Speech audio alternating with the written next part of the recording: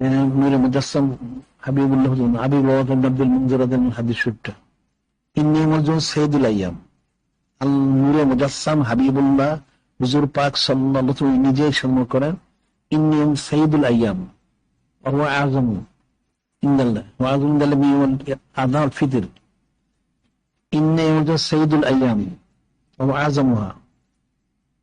এটা দিনের সাইয়্যিদ, মহান দিন, কত মহান। ওয়া আযম ইনদাল্লাহ মিন ইউল আযহা ওয়াল ফিতর, রোজার ঈদ এবং কুরবানির ঈদ থেকে বেশি মহান। এখন জুমার দিন সম্মান করে কোনো দিন? ঈদের দিন তো কত কিছু করে, জুমার দিন তো করে না। তাহলে মুসলমান কি শিখলো?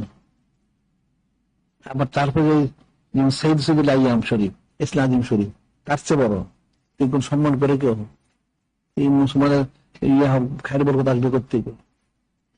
এরা রোজার ঈদ কোরবানির ঈদ অনেক কিছু করে, ঠিক আছে করুক, করার নিষেধ নাই, কিন্তু জুমার দিন তার বড় ঈদের দিন, মহান দিন, সেই দিন কোনো গুরুত্ব দেয় না।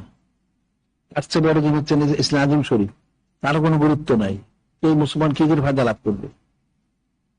ফায়দা লাভের তো কোনো ব্যবস্থা নাই, এর তো নিজেরই হারামটা ডেকে আনে। নাউযুবিল্লাহ। এই সমস্ত কিছু অনুভূতি তো নাই। আর এগুলি তো ওলামায়ে সুরক্ষণ জীবনে মানে আলোচনাও করে না। এগুলি তো দুই ছাড়া ঈদ নাই, এই গন্ড মূর্খ জাহেল, এগুলি বালহুম আদাল, দুই ছাড়া ঈদ নাই। জুমার দিনকে ঈদের দিন বলা হইলো, এই হাদিস শরীফ পড়ে না গেলি গন্ড মূর্খগুলি। খাদ্য না দিলে ওই দিন ঈদ হয়ে গেল, ওই দিন খুশি করতেই হবে, না করলে শাস্তি হবে।